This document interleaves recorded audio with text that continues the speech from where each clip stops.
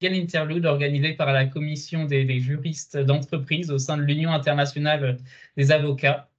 Nous sommes très heureux de vous accueillir pour cette deuxième session. Alors, je fais rentrer les gens en même temps, qui n'est pas très pratique. Et comme dit, le Legal Interlude, c'est vraiment une table ronde pour permettre aux juristes, aux avocats, également les spécialistes, d'échanger sur des sujets. Et notre question du jour est: stratégie et outils marketing des directions juridiques et des cabinets d'avocats sont-ils différents? Et afin d'apporter des réponses et des réflexions sur ce sujet, nous accueillons encore une fois un panel très international que je vais inviter à se présenter. Tout d'abord, Cora, s'il vous plaît. Oui, bonjour à tous. Merci de m'avoir invité à me joindre à vous aujourd'hui. Je suis Cora Bargès, je suis journaliste. Je dirige une revue qui s'appelle Juriste Associé, qui est une revue de stratégie, de management et de marketing. Et pendant 25 ans, j'ai dirigé un groupe comme celui-ci, mixte de cabinets et de juristes d'entreprise sur le développement et le partnering. Voilà. Merci beaucoup. Suzanne? Oui, bonjour. Donc, Suzanne Margossian. Moi, j'ai travaillé longtemps comme avocat au barreau de Paris et depuis 2006, j'ai changé de côté. Je suis entrée en entreprise et je suis maintenant directeur juridique d'une entreprise familiale, PME, dans le domaine de la santé et de l'alimentation, notamment alimentation pour bébés, sous la marque Novalac. Merci, Et je Suzanne. travaille maintenant en Suisse. Bien. Maître Dramé? Oui, bonjour à tout le monde. Amidou Dramé du barreau de Guinée, mais également du barreau de Lyon. Je suis inscrit dans 2 barreaux. Je travaille principalement actuellement en Guinée-Conakry et je suis associé chez Gilex Avocat. C'est un cabinet d'avocats d'affaires spécialisé dans les ressources naturelles. On fait aussi tout ce qui est banque, finance et un peu de droit du sport. Merci beaucoup. Je ne vois pas Monsieur Nabi Moussa Bankoura dans la liste de participants qui était notre dernier panéliste. Nous allons commencer la discussion. Tout d'abord, Cora, tout simplement, pourquoi mettre en place une stratégie? Une stratégie de communication et de marketing. Exactement. OK. Quand on est un cabinet et aujourd'hui une direction juridique, on a besoin de se faire connaître et reconnaître. Et on a besoin de servir ses clients internes ou externes. Et pour ça, il faut qu'eux aient l'information. Donc, le seul moyen, c'est de communiquer et de communiquer avec les bons outils. Et depuis une trentaine d'années que je dirige cette revue et j'accompagne le développement de la communication dans les cabinets et les directions juridiques, j'ai pu voir une stratégie parallèle qui est mise en place par les cabinets et les directions. Donc, l'objectif est bien le même. Voilà. Pour les cabinets, vous, directeur juridique, et puis pour les juristes d'entreprise, de se faire connaître et reconnaître de ses clients internes. Je pense que c'est aussi important. Certainement. Et au niveau simplement de la stratégie, nous avons donc un parallèle, mais qu'en est-il des outils mis en place?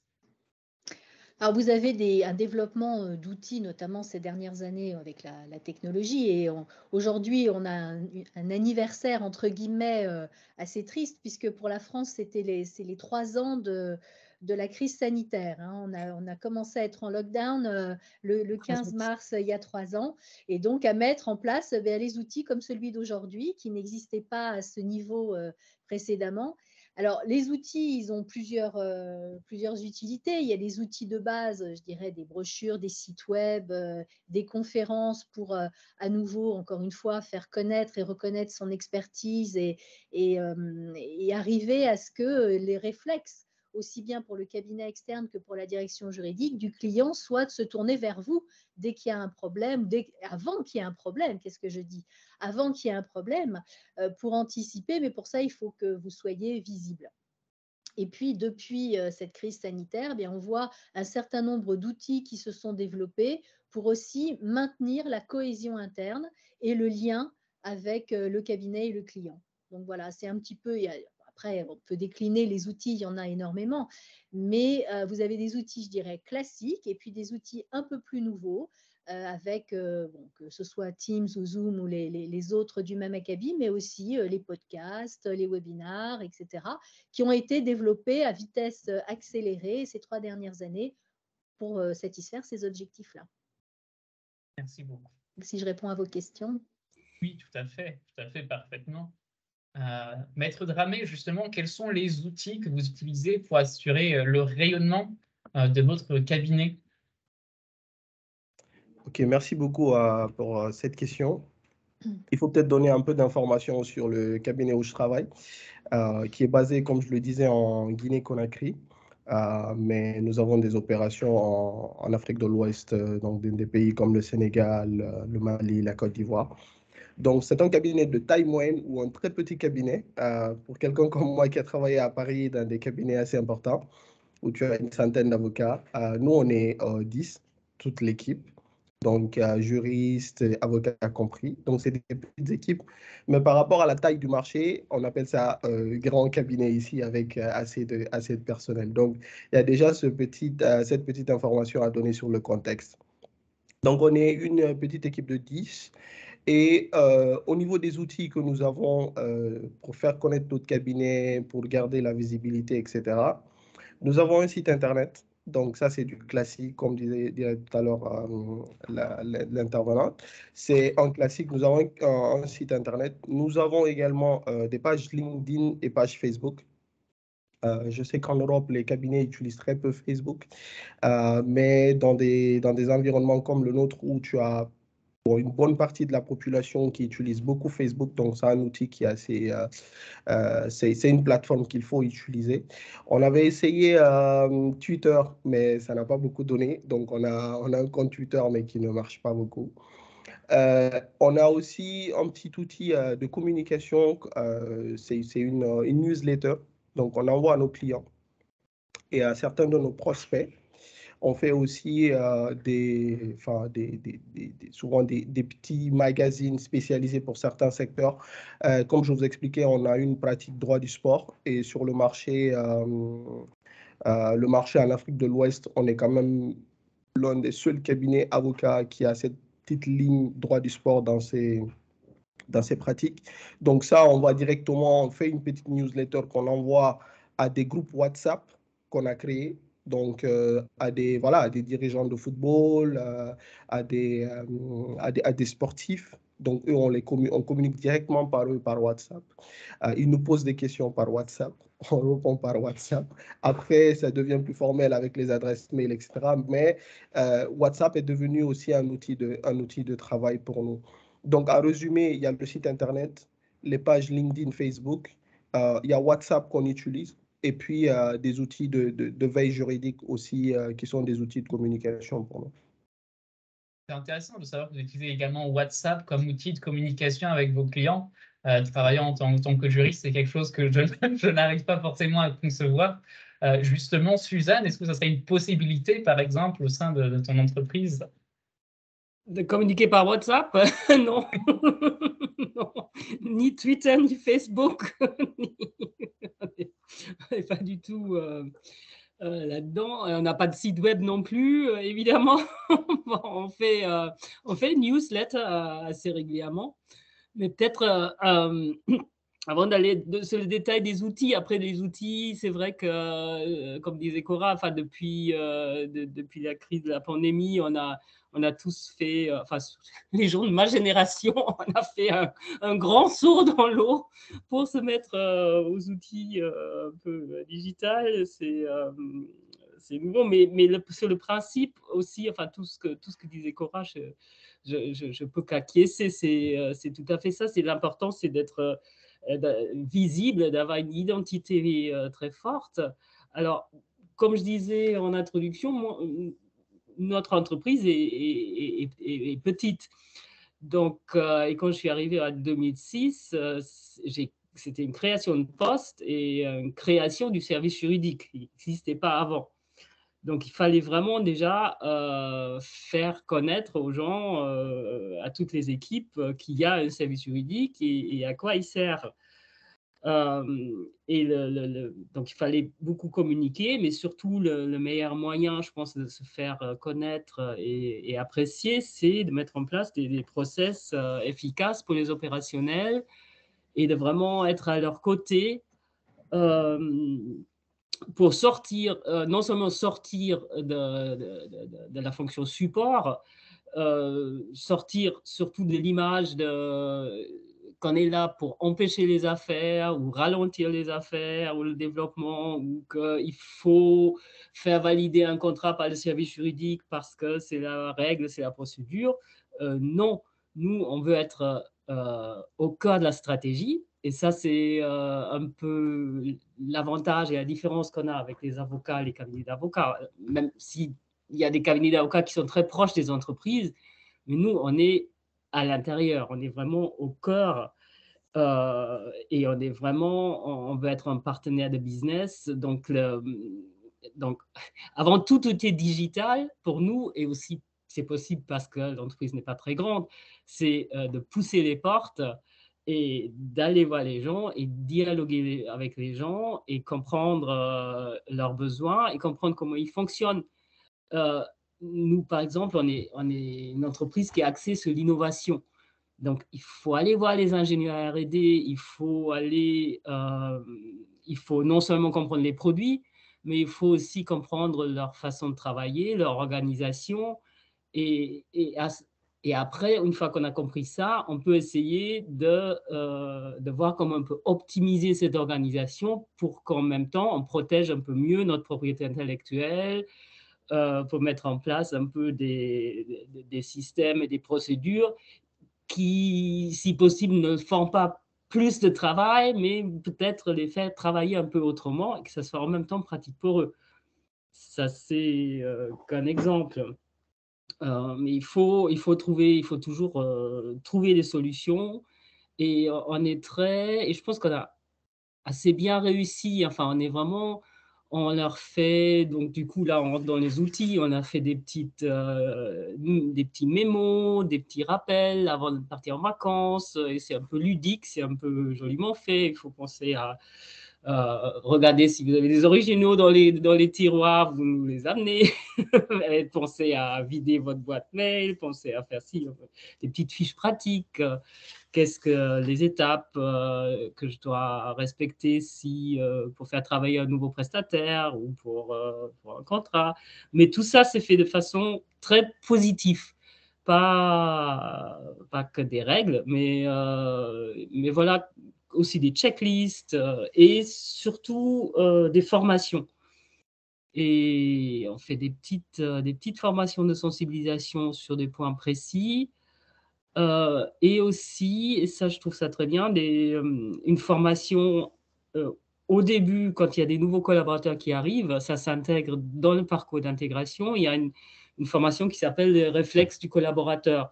C'est surtout autour de la confidentialité et plein de choses, mais ça permet surtout déjà de faire connaître le service juridique et d'établir un dialogue.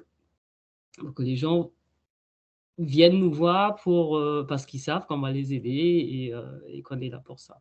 Et peut-être, oui, un dernier exemple peut-être aussi sur ça.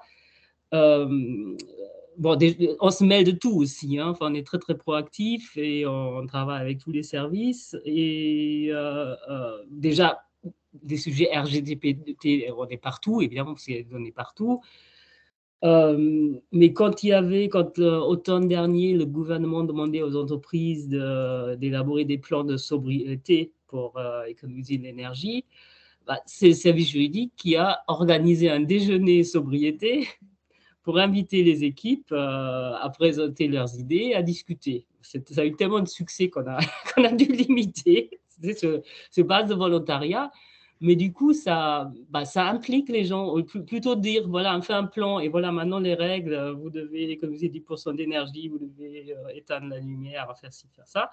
On les implique et on crée comme ça une dynamique et qui rend le service juridique très, très visible et très accessible. C'est intéressant d'avoir ce suivi d'une certaine manière de l'employé du moment où il pose les pieds dans la société de le former et de continuer à avoir une forme de synergie directement avec le business, justement. Et sur cet aspect de formation, Cora, justement, est-ce que c'est quelque chose qui se développe? Est-ce que c'est un must maintenant pour les cabinets d'avocats et les directions juridiques de proposer des formations? Je dirais que ça a toujours existé. Ça a même été un des outils principaux pendant toute une période au moment du développement des directions juridiques. Ces dernières dizaines d'années, les cabinets étaient vraiment et sont toujours des partenaires pour la formation des directions, que ce soit des formations pour une entreprise, pour un seul client ou toute la direction juridique ou inter-entreprise au sein du cabinet. Ça se fait toujours énormément et je crois que ça a toujours beaucoup de succès. Ce qui change un petit peu, c'est le format, ce sont les outils. On met beaucoup plus de choses en ligne, on utilise, comme je disais tout à l'heure, des podcasts, des vidéos, un petit peu les réseaux, je rejoins ce que M. Dramé disait, un petit peu les réseaux, ça se développe beaucoup, peut-être pas WhatsApp ni Facebook, mais en tout cas LinkedIn. Et ça sert de formation, ça sert dans la formation, on poste des études de cas, on poste des articles, et puis on fait des formations, soit intra, soit inter-entreprise, inter-client, sur tous des sujets d'actualité qui peuvent intéresser soit un secteur, soit une actualité de domaine. Oui, absolument.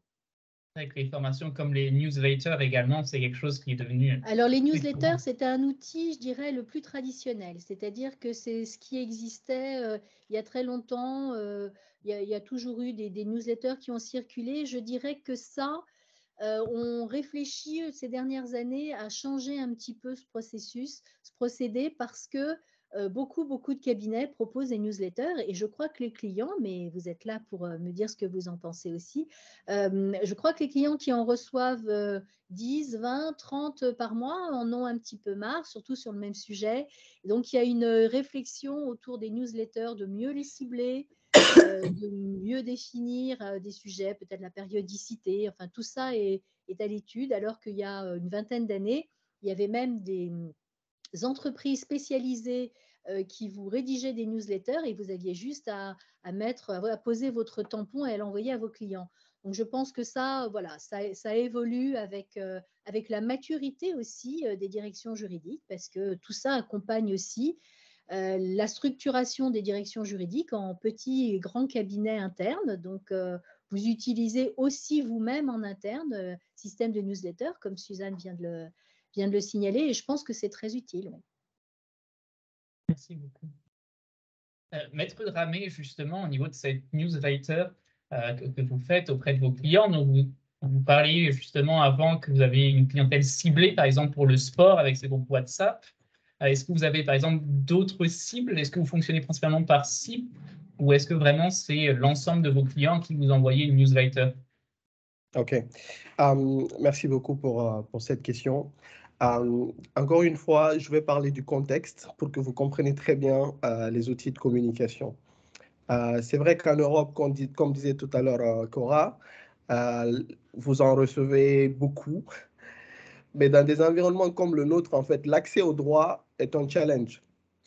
C'est-à-dire qu'on n'a pas Légifrance, on n'a pas LexisNexis, on n'a pas ce type d'outils, en fait. C'est-à-dire que pour accéder à la donnée juridique, c'est un challenge. Donc, un cabinet qui va chercher de la donnée juridique, qui filtre et qui envoie ça à ses clients spécialisés, c'est en plus pour ces directions juridiques. On vient juste de terminer un appel d'offres où une compagnie nous demandait, une compagnie minière avait lancé un appel à proposition, un appel d'offres en fait à des cabinets d'avocats, de lui soumettre des offres pour lui faire de la veille juridique sur son secteur et de rédiger des rapports trimestriels sur l'évolution des textes législatifs et tout. En Europe, je ne pense pas qu'un cabinet, une grande entreprise va faire ça. Soit elle a son juriste en interne, soit Légifrance ou LexisNexis marche très bien, donc elle n'a pas besoin de cet outil. Donc, au niveau des newsletters que nous avons des newsletters qui sont spécialisés. Donc, celle sur le sport, clairement, en réalité, c'est vraiment sur le football, pour être précis. Ce n'est pas sur tout le sport, c'est vraiment sur le football spécifiquement. Et nous avons une newsletter plutôt droit des affaires, là qui a 5 thématiques. Mining, droit minier et de l'énergie, vous avez le droit bancaire et financier, vous avez la fiscalité et tout ce qui est douane, vous avez les NTIC et le droit du travail. Donc, cette newsletter-là couvre ces 5 pans de l'actualité législative ou réglementaire ou des actions qui se font à ce niveau. Cette newsletter, au début, on l'a envoyée à tous les clients. Donc, c'est un document qui fait 10 pages sous forme de brève. C'est-à-dire que les brèves ne dépassaient pas, je demandais à mes équipes de ne pas dépasser 5 lignes par brève. Donc, c'est vraiment, après, on vous met toutes les références, vous avez accès à la base de données si vous voulez en savoir plus, mais par information, c'était vraiment une prescription. Vous ne dépassez pas 5 lignes parce que nos clients n'ont pas le temps de lire des trucs assez longs. Donc, ceux qui sont intéressés par tout ce qui est mine vont lire les 1 page et demie de mine, et puis ils ont les références. Ceux qui font les RH vont lire partie droit du travail, etc. Pour les plus intéressés, ils vont lire les 10 pages. Donc, c'était un peu structuré de cette manière-là. Au début, comme je disais, on l'envoyait à tout le monde. Après, on a séquencé ça à nos clients, en fait, ceux qui sont déjà dans notre portefeuille. Et ceux qui ne sont pas dans notre portefeuille, on leur demandait de payer pour accéder à la newsletter. La justification était toute simple. On passait beaucoup de temps à préparer ce document. Parce que, comme je vous disais, c'était un challenge d'obtenir la donnée juridique et il faut la traiter, il faut revoir les articles qui sont préparés, etc., pour que ce soit de meilleures factures à nos clients directeurs juridiques qui sont souvent des anciens avocats, donc qui ont un certain niveau d'exigence qui sont quand même assez élevés. Donc ça, au niveau des newsletters, c'est ce qu'il faut dire. Pour moi, tout est question du format. Alors, parce que je vois souvent, on fait aussi de l'étude du benchmarking. On a des cabinets qui envoient voilà, 10 pages, mais c'est un texte. C'est un texte, donc au niveau même de l'esthétique, enfin de la présentation, etc., pour moi, directeur juridique, j'aurais un peu du mal à lire tout ça. Donc, je préfère avoir un petit résumé de 2 paragraphes. Et ensuite, si je veux bien, je vais regarder la décision ou le texte en détail. Mais au niveau du packaging, donc il y a quelque chose à faire à ce niveau, en fait. Deuxièmement, c'est comment est-ce qu'on envoie la newsletter? Est-ce qu'on fait un mail? Est-ce qu'on crée un groupe WhatsApp? Est-ce qu'on envoie par LinkedIn, etc. Donc, à ce niveau-là aussi, je pense que les cabinets d'avocats, nous avons un travail de compréhension des besoins de nos clients. Et tous les clients ne sont pas logés à la même enseigne. Pour nos amis qui sont, voilà, qui utilisent beaucoup un outil spécifique, il vaut mieux utiliser cet outil pour communiquer avec eux.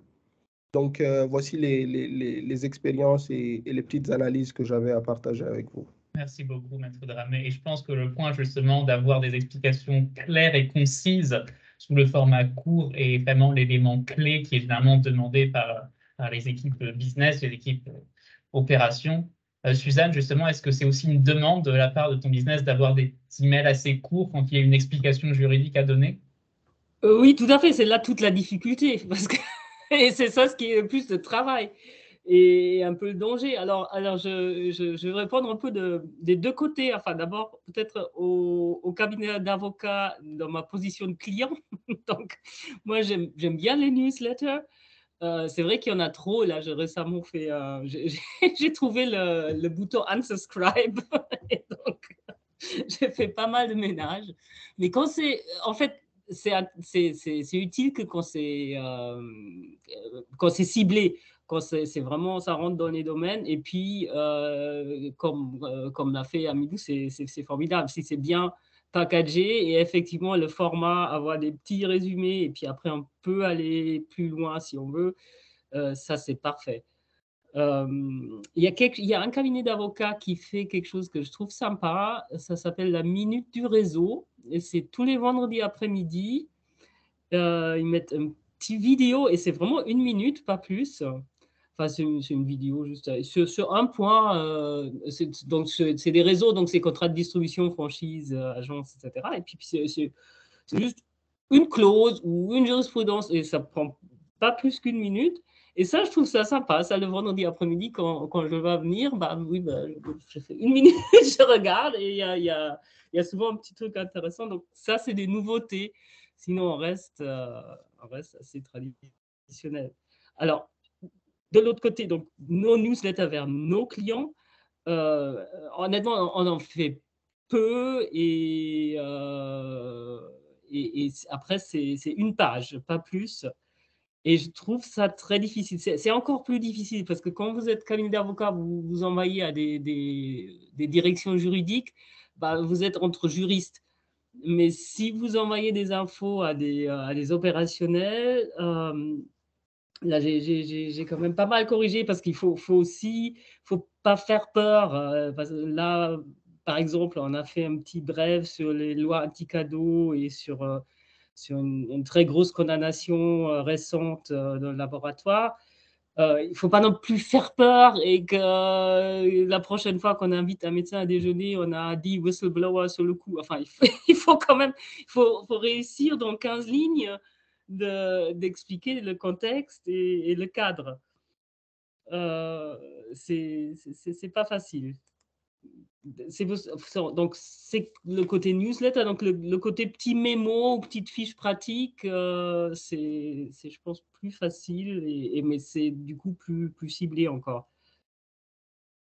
Je pense que oui, c'est un réel challenge quand on est aussi juriste de rendre l'information, de réaliser ce qu'on appelle la vulgarisation juridique d'une certaine manière, de faire en sorte que l'information qui passe soit compréhensible également pour des non-juristes. Voilà, on doit faire, nous, la synthèse et la vulgarisation. Et puis après, évidemment, toujours conclure par consulter systématiquement le service juridique.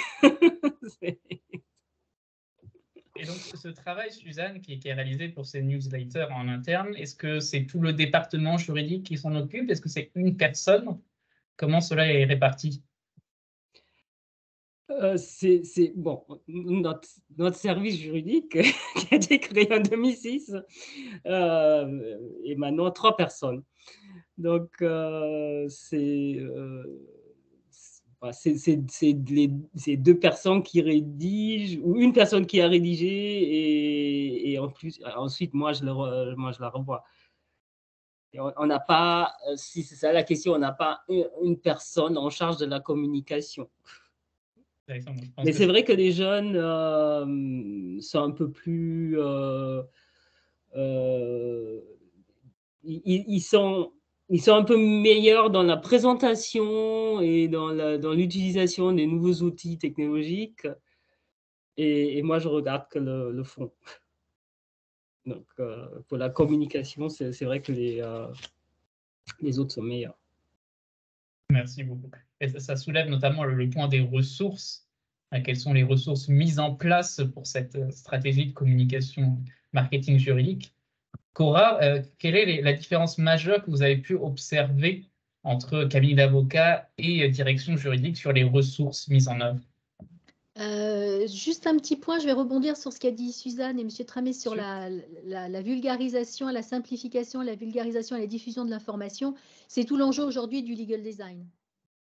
C'est vraiment au cœur de cette idée-là, hein, de pouvoir prendre l'information, de la simplifier et de la diffuser de manière qu'elle soit intelligible par tous, sans peut-être faire peur, effectivement, Suzanne.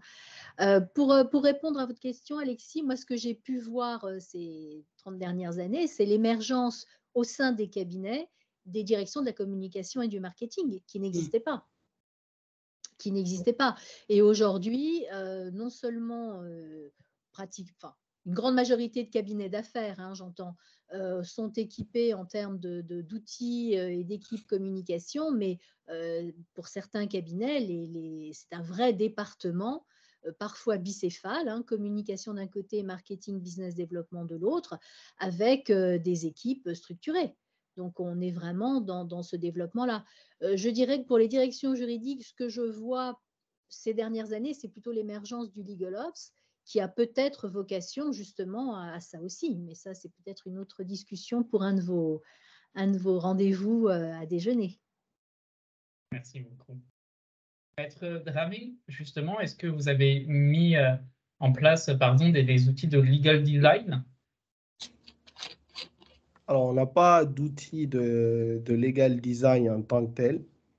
On essaye avec nos moyens assez modestes de travailler avec nos infographes et nos vidéastes pour faire quelque chose d'assez pédagogique, assez compréhensif et court. Mais c'est quelque chose sur lequel on pense travailler.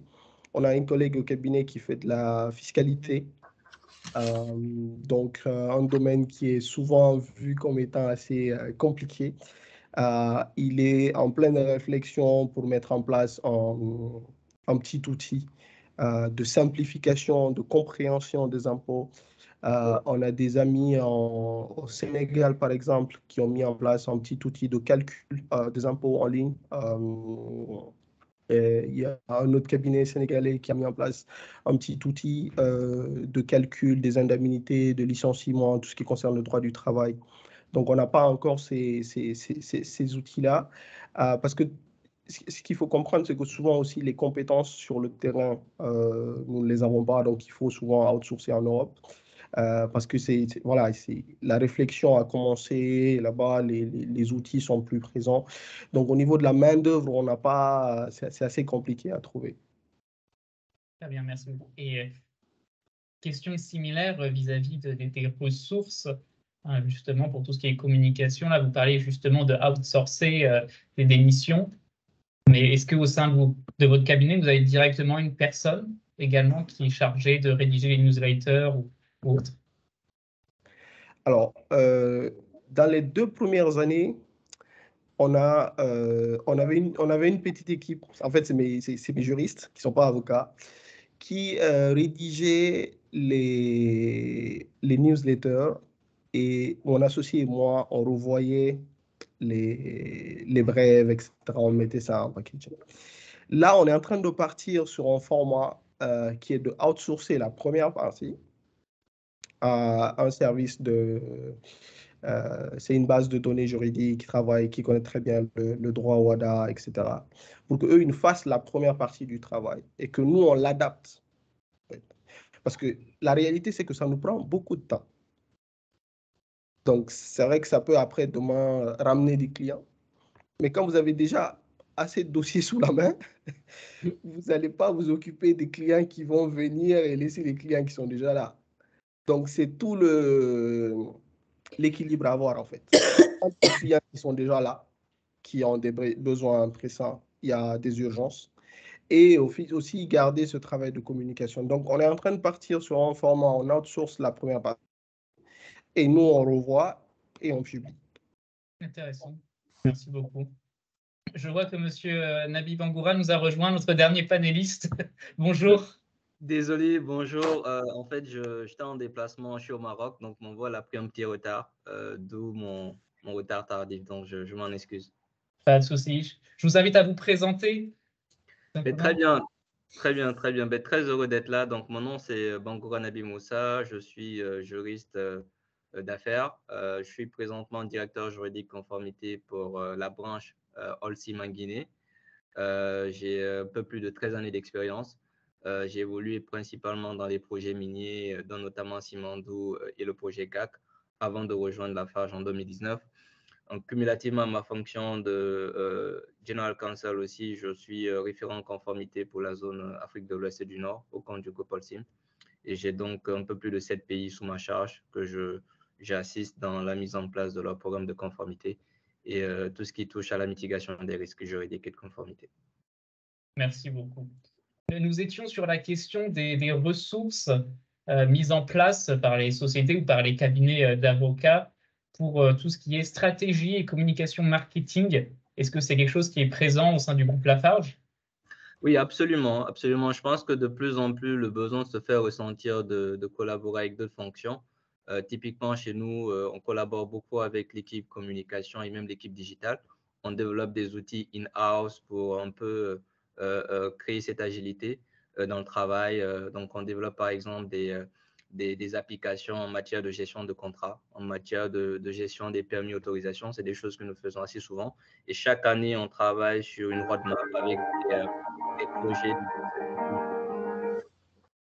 Et parallèlement à cela, avec l'équipe communication, par exemple, nous travaillons sur sur des modèles de communication à travers des radios libres, par exemple, où je peux délivrer un message de sensibilisation sur des questions qui touchent à la protection des données, à la conformité, ou sur des sujets qui représentent des enjeux juridiques pour nous. Donc, je pense que de plus en plus, on essaie de voir un peu quels sont les mécanismes qu'on peut mettre en place pour un peu impliquer de plus en plus nos stakeholders à l'interne, nos clients internes, et les sensibiliser par rapport aux différents risques et à la fin permettre vraiment de mitiger en fait les enjeux qu'on a au niveau opérationnel ou ailleurs. Très bien, effectivement.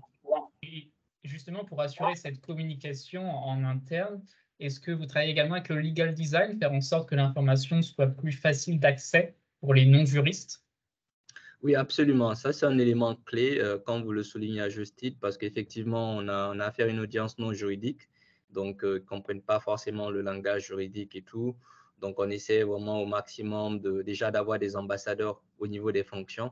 Donc, on a surtout cette stratégie de décentralisation en identifiant en fait des personnes clés qui ont un certain appétit, par exemple, pour les questions de droit de conformité. Et on met même en place des programmes de formation qui sont adaptés à ces personnes-là pour qu'à leur tour, elles parviennent un peu à véhiculer ce message au niveau des autres collègues. Donc, effectivement, c'est des stratégies que nous utilisons. On a un programme vraiment adapté à ce public cible-là. Et quand il est question également de délivrer des formations, on fait en sorte que tout ce qu'on met en place comme outil, instrument soit vraiment adapté parce que l'objectif, ce n'est pas qu'ils soient des experts, mais qu'ils comprennent vraiment où se situe l'enjeu et qu'ils nous remontent parfois des cas qui peuvent être considérés comme étant très délicats et que nous, à notre manière, on essaie vraiment d'assurer une architecture de contrôle qui soit efficace pour toute l'organisation. Effectivement, merci beaucoup. C'est toujours l'impact des formations en interne qui permet de lever beaucoup de questions et justement assurer cette awareness, cette sensibilité sur les sujets juridiques avec les non-professionnels du droit et les opérations. Oui. Laura, en dehors des outils utilisés pour mettre en place une stratégie juridique, est-ce qu'on a également des outils pour mesurer l'impact de cette stratégie? Alors ça, c'est la question du ROI, c'est une question qui est toujours très complexe.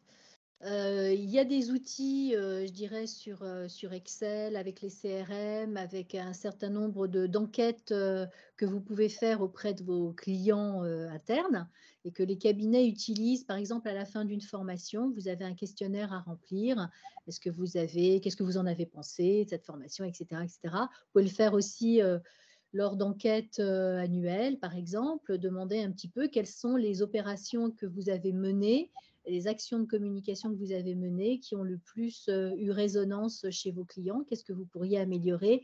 C'est comme ça que vous arrivez à mesurer. Pour ce qui est des cabinets, je crois que M. Dramé l'a dit tout à fait, ça prend beaucoup de temps, mais ça peut rapporter des clients. Et en général, c'est à ça que ça se mesure, l'efficacité des actions de marketing, par exemple. Et la communication, c'est plus lent. Mais ça a besoin d'être mené sur un temps qui est long, effectivement.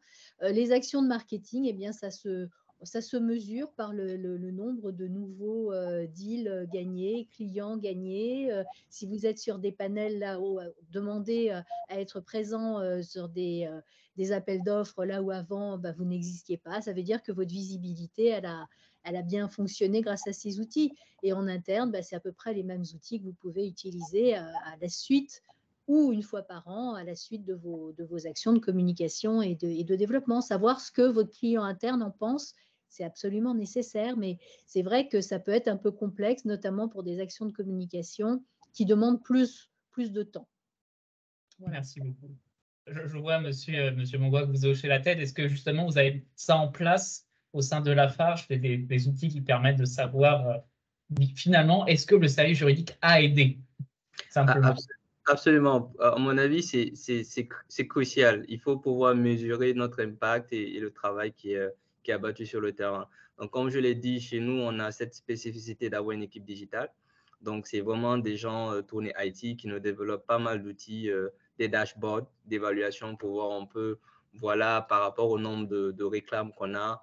On a eu combien de réclames, on a eu combien de dossiers de recouvrement, combien de sommes d'argent ont été recouvrées, combien de litiges nous avons.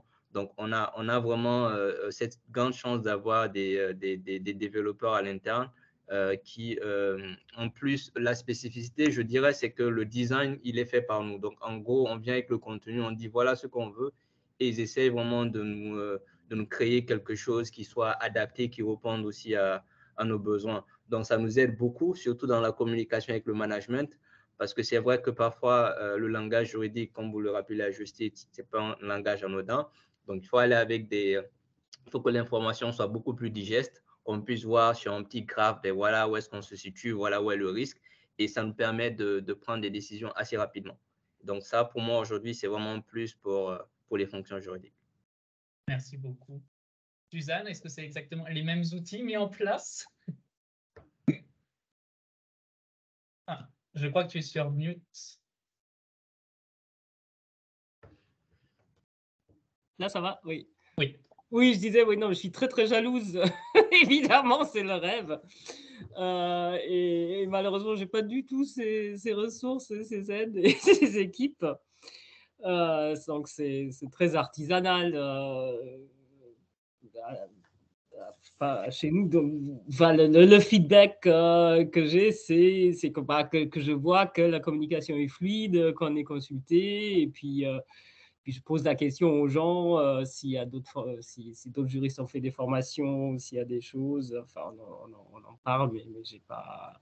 J'aimerais bien, enfin peut-être un jour, mais on a même pas ça pour les autres services. Donc, c'est pas le service juridique qui va avoir des outils comme ça. Très bien, merci beaucoup. Maître Dramé, est-ce que le cabinet Guilec, justement, a des outils, des feedbacks envoyés aux clients? Écoutez, on a des feedbacks qu'on reçoit, on constate certaines choses, mais nous n'avons pas des tableaux Excel bien jolis pour mesurer en fait la courbe élémentaire et descendue. On n'a pas ça. Parce que ça demande assez de temps, ça demande beaucoup de ressources aussi à mettre en place. Mais ce qu'on peut dire, les actions de communication, comme l'a rappelé tout à l'heure Cora, c'est que ça paye sur longue durée. Je suis sûr que si je suis là aujourd'hui, c'est parce que votre collègue Mohamed a reçu un jour notre newsletter et que derrière, après, il a fait abonner son entreprise, qui est une entreprise minière, à ce service de newsletter, etc. Donc, c'est une action de communication qui a commencé autrement, mais qui, voilà, ça nous ouvre de nouvelles perspectives. Ça accroît plus de visibilité. Mais j'ai mon collègue qui s'amuse beaucoup à aller regarder notre page LinkedIn. Il regarde beaucoup ce qu'ils appellent les impressions.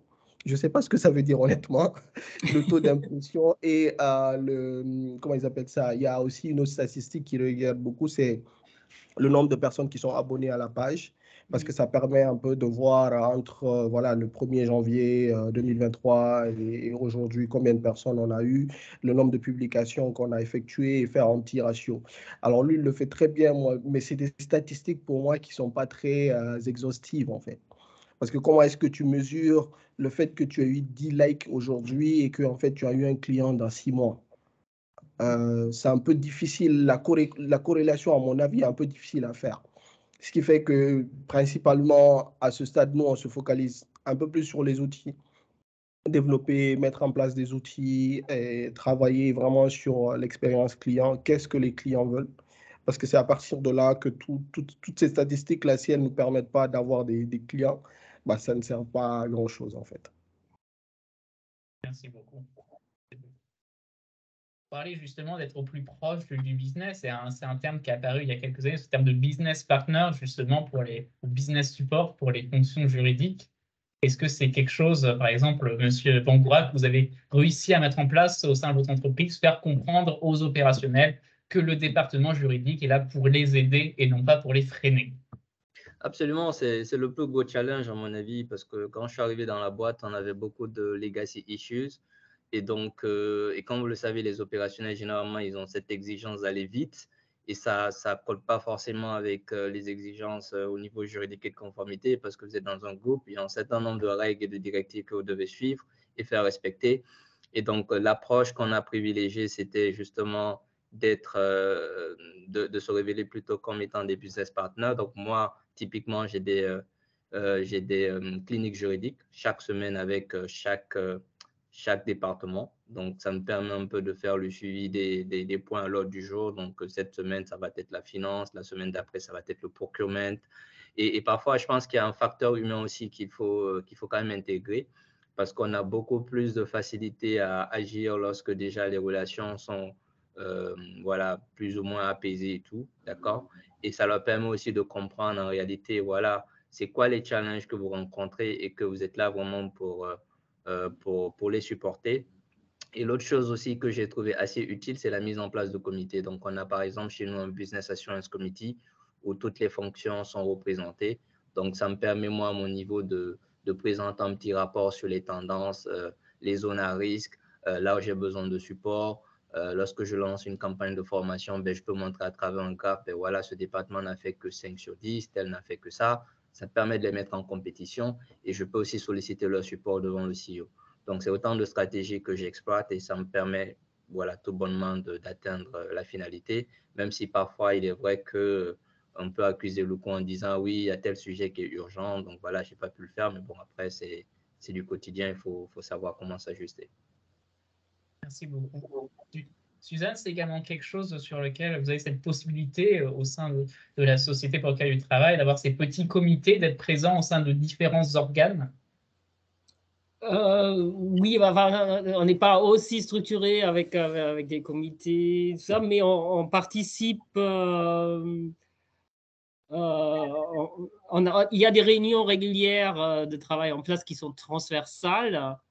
Et là, on participe régulièrement. Donc, c'est par exemple, il y a des réunions un groupe de travail réglementaire. Il y a des réunions de changement quand il y a des nouveautés de produits. On essaie de participer parfois à des réunions R&D, mais on n'a pas de comité comme ça qui font le lien entre les juridiques et les opérationnels comme chez Lafarge. Je trouve ça très, très bien. Mais je pense qu'on n'a pas la dimension pour ça. Et le comité de direction, on participe pas toujours, mais de temps en temps aussi, quand on a des choses à présenter. Très bien. Très bien, très bien. Merci beaucoup pour toutes ces réponses, toutes ces idées, toutes ces réflexions. J'aimerais maintenant ouvrir la parole à l'audience en général. Est-ce que dans notre audience, nous avons des questions? N'ayez pas peur. Oui, Ariana? Oui, tout d'abord, félicitations, super session et échange. J'ai appris plein de choses de ce que font les cabinets d'avocats et les autres juristes comme nous. J'avais quelques remarques sur les outils de communication des services juridiques. Je pense dans notre département juridique, on fait à peu près les mêmes choses que les autres juristes ou que Kavra a indiqué pour des directions juridiques. Il y a des choses que nous faisons, et peut-être ça peut être intéressant pour les autres juristes ici. Nous faisons ce qu'on appelle des réunions avec des VIP, donc des dirigeants de départements, où eux, ils présentent ce qu'ils font et on discute avec eux de comment on peut mieux travailler ensemble. Et ça permet effectivement de créer du lien et puis de comprendre c'est quoi leurs besoins. Et puis, ce qu'on fait aussi, c'est on communique régulièrement avec le top management sur les dossiers qu'on a menés à bien et on leur montre les gains économiques pour l'entreprise. Par exemple, si on a fait des acquisitions d'entreprises ou on a fait des restructurations, ce qui implique une réduction des coûts, une simplification de l'organisation, ou bien les litiges qu'on a gagnés, l'argent vraiment qu'on a gagné, juste pour leur montrer qu'on est utile et que faire appel à nous, ça veut dire aussi un gain financier et des économies. En outre que la maîtrise ou la réduction du risque. Et puis les surveys, ça c'est aussi important. On a remarqué que faire un survey auprès des clients internes, c'est une source d'information sur ce qu'on peut améliorer, ce qu'on on fait pas et qu'on devrait faire. Et voilà, donc ça, c'est des pistes aussi pour les juristes. Voilà, et les formations internes, bien évidemment. Et peut-être autre chose qu'on fait aussi, c'est qu'on va dans les universités de droit pour présenter les services juridiques. Et ça, c'est une façon pour aller à la recherche de jeunes juristes brillants à faire entrer en entreprise, mais aussi une manière pour faire de la publicité à l'entreprise à l'extérieur. Et voilà, donc quelques idées. Est-ce que quelqu'un de vous a mis en place certains de ces outils? Et si oui, comment vous avez fait? Les cabinets le font, c'est Coral. Les cabinets le font, d'être dans des forums d'étudiants pour se faire connaître très régulièrement, au-delà des job fairs. Et puis les enquêtes satisfaction, oui, c'est quelque chose que j'ai vu se développer dans les cabinets, tout à fait, et c'est très, très efficace, je suis d'accord avec vous. Les cabinets sont souvent timides, ont un petit peu peur à vous solliciter en disant oh, mais on ne va pas les embêter, on ne va pas leur poser des questions qui risquent de poser d'autres questions et ça va être compliqué pour y répondre. Mais en fait, je pense que c'est une erreur, que les enquêtes de satisfaction et les enquêtes d'une manière générale sont très utiles pour apprendre beaucoup les uns des autres. Et donc, la présence auprès des étudiants, oui, ça c'est quelque chose qui est régulièrement fait par beaucoup de cabinets, ne serait-ce que parce qu'ils ont besoin de talent et qu'ils vont les chercher à la source. Tout à fait. Ouais, si je peux rajouter deux petits points par rapport à ce qui vient d'être dit. Effectivement, il est très, très important pour les cabinets d'avocats d'aller, entre guillemets, à la pêche des talents dans les universités. C'est extrêmement important. Je vous donne un exemple. Notre cabinet organise régulièrement des formations et il y a 2 ans, on a organisé la prépa à l'entrée au barreau. Il y a eu 7 admis et donc c'était un peu la difficulté pour les cabinets d'avocats de recruter. Vu qu'on avait organisé la prépa et qu'on était une équipe assez jeune, donc on a eu un peu de marge de manœuvre avec un candidat. On a pu recruter un candidat qui arrivait premier au concours, qui nous a rejoint et il nous a dit effectivement, je vous ai rejoint parce que je me sentais un peu redevable à votre cabinet parce que c'est vous qui avez organisé la prépa. Donc, imaginez sur un barreau de 300 avocats où il y a 7 sur une année, c'est assez compliqué à recruter. Et on est très content de ce candidat-là qui est avec nous, qui fait son stage d'avocat. Autre sujet aussi de business development, de communication. Nous, on organise beaucoup de forums. Que ça peut être des forums voilà, qui durent une journée, des forums qui durent plusieurs journées. À titre d'exemple, on a organisé un événement assez iconoclaste qu'on a appelé, enfin, qui est copié de ce qu'on voit en Europe, mais qu'on a appelé la Nuit du droit et de la justice en Afrique, où on a réuni voilà, près de 300 personnes sur une nuit, ce qui n'avait jamais été fait dans notre environnement juridique. On nous a demandé au début on ne peut pas parler du droit toute la journée sauf la nuit. On a dit, bah, on va essayer, on va faire l'expérience de voir pourquoi il faut parler du droit la nuit. Et là, on prépare aussi un événement qui est un peu plus gros, qu'on a appelé le Week-end africain du droit minier et de l'énergie. Donc, qui sera sur le week-end du 1er mai. Donc, vendredi, samedi, ce sera des conférences, des formations. Et le dimanche, on va laisser les costumes, on va aller sur une mine, voir effectivement comment ça marche. Donc, ce sont des événements aussi qui permettent un peu de se faire connaître, d'apprendre aussi beaucoup de nos clients et surtout de garder le lien avec eux, en fait. Donc, formation, très, très important. Organiser aussi des forums, c'est aussi un outil de communication qui marche. Merci. Oui. Oui, Marcia Ponce. Oui. Bonjour, je suis Maître Ponce, j'appartiens au barreau de Madrid, donc bonjour depuis Madrid. Je cherche au sein du cabinet Marescal avocat. Nous sommes un cabinet spécialisé dans les entreprises étrangères. Donc déjà, notre niche des marchés, c'est super ciblé. On doit attraire des clients qui sont des entreprises étrangères qui parlent français, anglais et allemand. D'accord? Donc, depuis 20 ans qu'on a développé quelques outils de marketing que je voudrais partager avec vous, puisque vous savez aussi mentionner le newsletter et d'autres, mais ce que nous savions fonctionner, puisque nous avons aussi quelques données statistiques, c'était aussi la publication des articles dans notre site web. C'est une action que nous appelons des marketing, puisque nous avons une équipe qui s'occupe que de cette tâche de marketing. Ce n'est pas nous les avocats qui vont se charger de cette publication.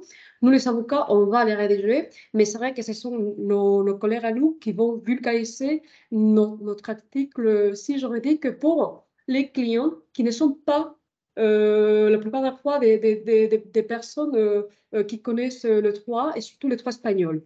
Donc, c'est une action que, à mon avis, elle marche super bien. Nous avons des statistiques annuelles où on va quand même vérifier quel était l'impact dans notre cabinet. Et à vrai dire, la publication des articles, c'est quelque chose qui a bien marché. Ensuite, nous fréquentons aussi des institutions qui nous permettent d'être en relation avec les communautés, la communauté française, par exemple, c'est la Chambre de commerce, Business France, etc. Pour cela, on va être toujours en contact avec la communauté française qui se trouve ici en Espagne. Et aussi, on a une tendance à proposer des réunions à l'étranger avec des institutions qui nous permettent de connaître des entreprises qui veulent venir en Espagne.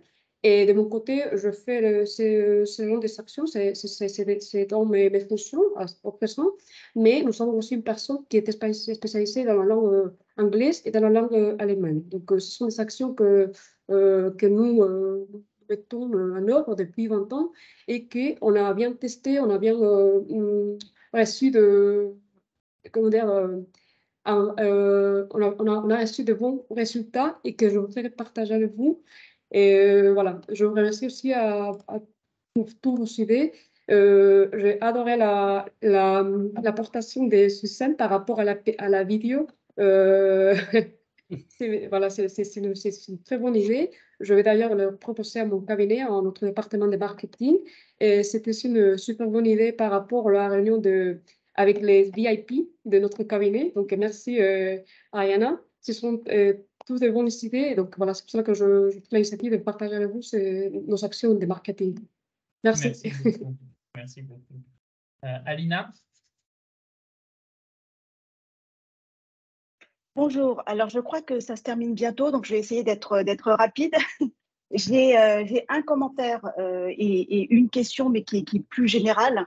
Le commentaire, c'est que la question a déjà été, le commentaire a déjà été dit par mon confrère qui a parlé tout à l'heure, c'est que en fonction de la géographie, du lieu, de la cible, les plateformes de communication peuvent être différentes. Moi, je travaille en Chine. Facebook, pas possible. LinkedIn est limité au recrutement. Donc, et la plupart des informations juridiques qu'on peut trouver aujourd'hui en Chine, c'est sur WeChat. Voilà, donc en fonction de la localisation, bien cibler la plateforme et le moyen de communication.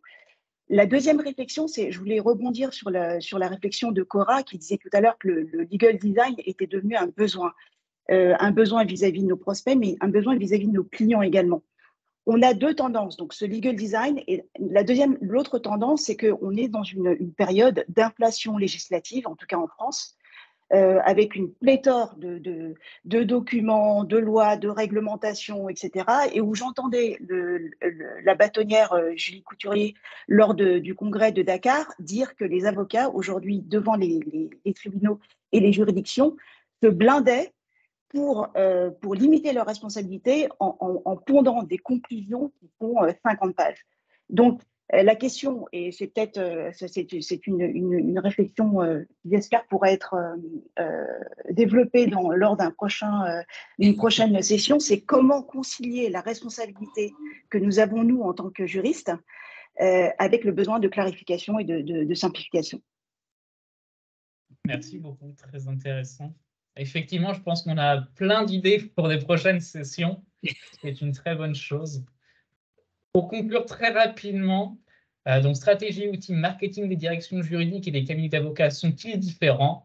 Je pense qu'on a pu observer de très nombreuses similitudes, de très nombreux points en commun et toujours cette volonté d'être business partner, que nos clients soient des clients juridiques ou non. Je pense que c'est ça le point clé, être au plus proche de nos interlocuteurs. Merci à tous, merci beaucoup au panel. Je vous souhaite une excellente fin de journée. Et puis à Merci une beaucoup, prochaine Alexis, session. pour l'organisation. Merci à tout le monde. Alexis, bonjour, très intéressant. bonjour à tout le monde et toutes mes excuses pour le retard. Au fait, j'ai été trompé par l'heure. J'ai pensé à 13 heures de Conakry et c'était 13 heures, je ne sais pas. À un moment donné, il faut du GMT parce que franchement, j'ai été trompé. Alors là, je viens juste de rejoindre. Je suis heureux que les collègues aient pu respecter parce qu'ils étaient les principaux panélistes. J'espère que vous avez eu des échanges fructueux. Je suis vraiment désolé d'avoir manqué vos intelligences. Je sais que vous avez dit de belles choses qui pouvaient me profiter. Bon, on va le faire à un autre moment. On écrira un article, Mohamed, dans tous les cas, donc tu auras accès à l'information et tu as l'enregistrement qui sera disponible également. Ok, d'accord. Je serais heureux d'avoir l'enregistrement pour écouter. Ouais. Bien sûr. Maître Amidou, oui, Nabi, merci beaucoup d'avoir été là. Oui. Merci beaucoup pour l'invitation et d'avoir suivi mon nom. Merci beaucoup. Okay. Bonne journée à tous. À une prochaine fois. Bonne journée, merci. Au revoir. Bonne journée. Au revoir.